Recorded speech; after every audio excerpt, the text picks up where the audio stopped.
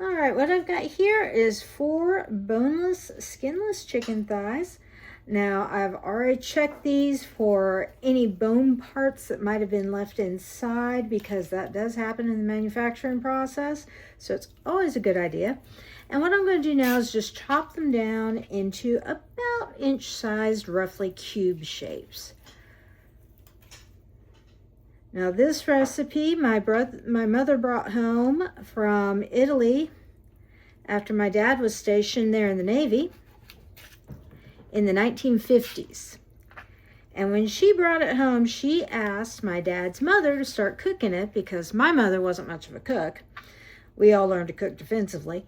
But Dad loved the recipe. So she brought it home, and my grandmother didn't much care for my mother, so she always referred to it as that Italian gravy, and she'd make it for Dad on special occasions. But this is the Italian gravy, easiest way to make it that I know. So first thing you do is cube up your chicken thighs. Now I use thighs because thighs are much more forgiving when you're cooking, so if you get called away for some reason, they're not going to get overcooked. Thighs stay nice and juicy at anything from 155 up to 175, whereas breasts, if you get above 165, they're done.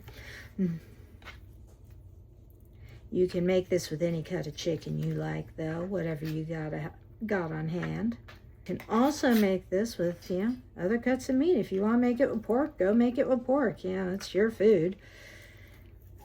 Make it with whatever appeals to you, because you're the one eating it, and that's what counts. And one thing for us home cooks, you don't have to be a fast chopper. No one's going to be impressed if you dice your carrots faster than your neighbor does. They will be impressed if you keep all your fingers. All right, so now that I've got my chicken all chopped up, it's going in a bowl here. Always, always, always wash your hands after you touch raw meat. Now, one thing to be aware of when you're cutting your tomatoes, especially these little teeny ones, there's 2 ways of cutting them. If you cut them across like this, you're going to get a lot more juice out of them as they're cooking, so it's going to make your sauce saucier. However, you're going to lose a lot of structural integrity on your tomato. If you start here and just cut down the center, you can see that little core is going to keep that structural integrity for you. So if you want your final dish to have the pretty half tomatoes, you go end to end. If you want it to be juicier, you go side to side. Let me just get all these chopped up right quick. This is why I do not recommend using that plate method to cut everything in half, because you don't know what you're going to get. Are you saying it's like a box of chocolates? It's exactly like a box of chocolates. You never know when you're going to be biting into that perfumery stuff. I thought there'd be nuts in it and you'd go into anaphylactic shock. No, honey, you're the nut in my life. You said life. Da-da. Da-da. Dun, dun, dun, dun, dun, dun, dun, dun.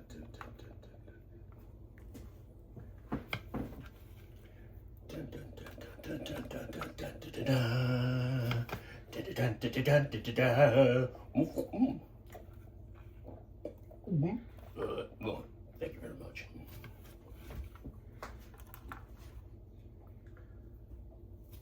Hey, did you cut this one so it's nice and juicy?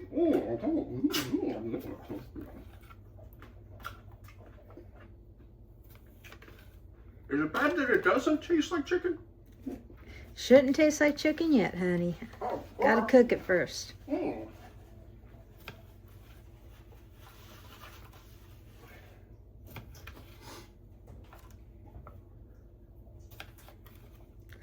there's my tomatoes. And now the onion. Now this is just a half onion. This is a sweet yellow. This is what I prefer because I think they taste better. But again, use whatever onion you like. Don't let me stop you. I prefer the sweeter taste though, but that's just because I'm old.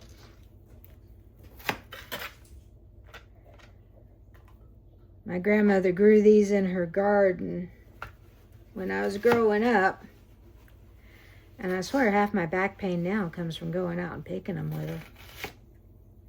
So I'm doing just a rough chop on this.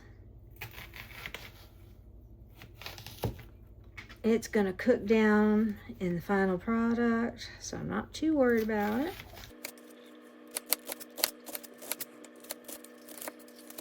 There we go. And if you cut them that way, for some reason, they don't make you cry, which is always good to know.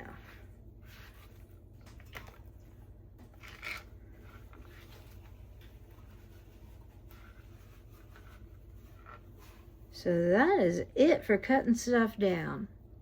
A few tomatoes, half an onion, and 4 chicken thighs, and you are ready to start cooking. Now we get to the fun part, the cooking.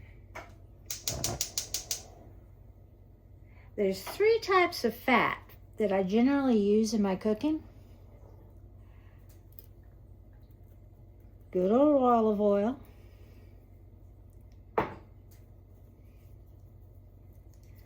Little bit of butter, because, you know, I'm Southern. This is what we do.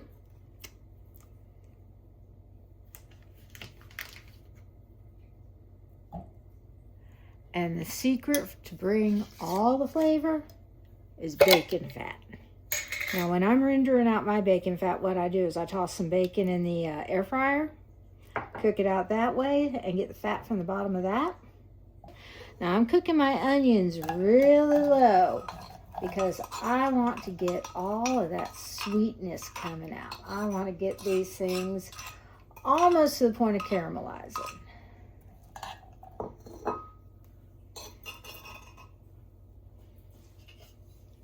I'm going to use this flat bottom wooden spoon to do my cooking with, simply because this is the best thing for getting the brown bits off the bottom, and the brown bits are where all the flavor is. So now we're just going to let these sweat down for a little while. Okay, so these have been going about 15 minutes. You can see they picked up some beautiful color on them. And now it's time to add the garlic.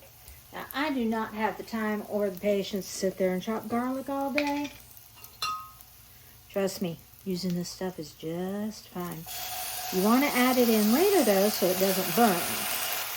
We're just going to stir that in for 30-45 seconds, get it nice and fragrant. There we go. Now we're going to take this out and set aside while we cook our chicken. Okay, now we know chicken is a very low fat meat, so that means we have to give it fat to cook with. So butter, a little bit more of that beautiful bacon fat that I rendered out. And really, I cannot recommend rendering out bacon fat enough. And just a little bit more olive oil.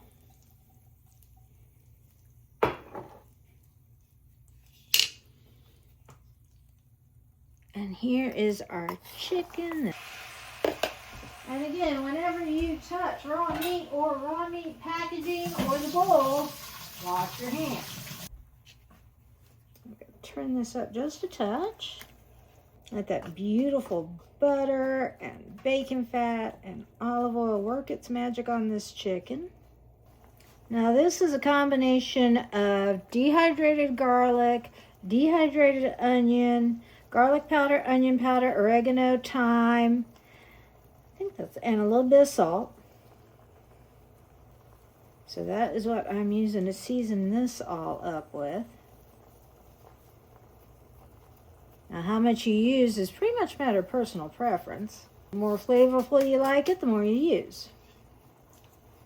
Get that all nicely mixed in there.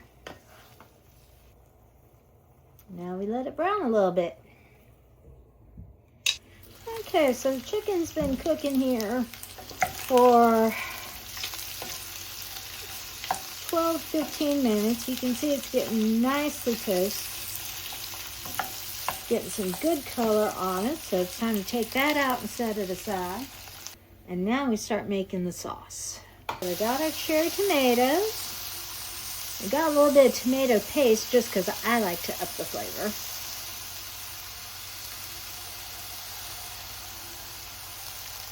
And we're going to let the tomato paste cook down a little bit. It's going to get kind of a rusty color.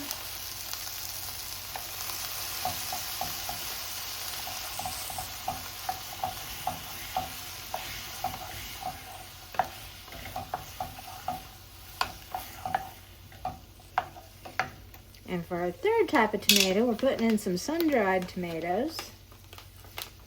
Now these are not stored in oil because I like to be able to control exactly what fats are going in. But again, these are the flavor bomb. Now you can use chicken stock. This is beef broth. You can use water if you want. Again, it's up to you and what you like.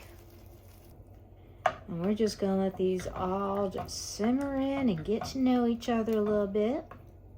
I'm going to add my onions and garlic back in.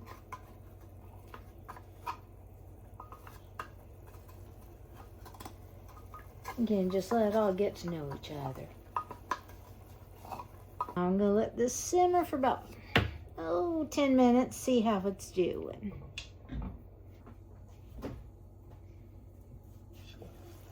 Okay, now that our tomatoes have had some time to stew down, look at that beautiful sauce we've got going there. I'm going to add back in our chicken.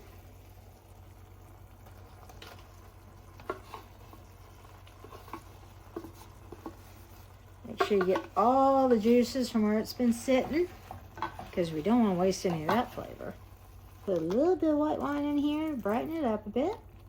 Let this all cook down and come together for a few minutes.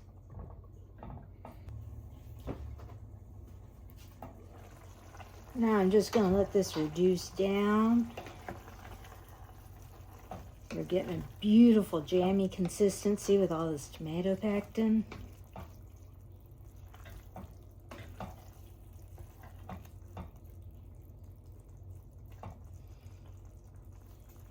Actually looks just about right.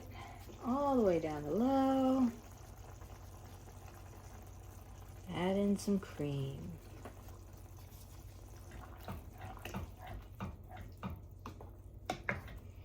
Alright, that's good. Now that our sauce has had some time to come together and get to know all the flavors, I'm just going to serve them over mashed potatoes tonight. But this works with rice, this works with pasta, this works straight on its own. But oh man, is that some tasty stuff.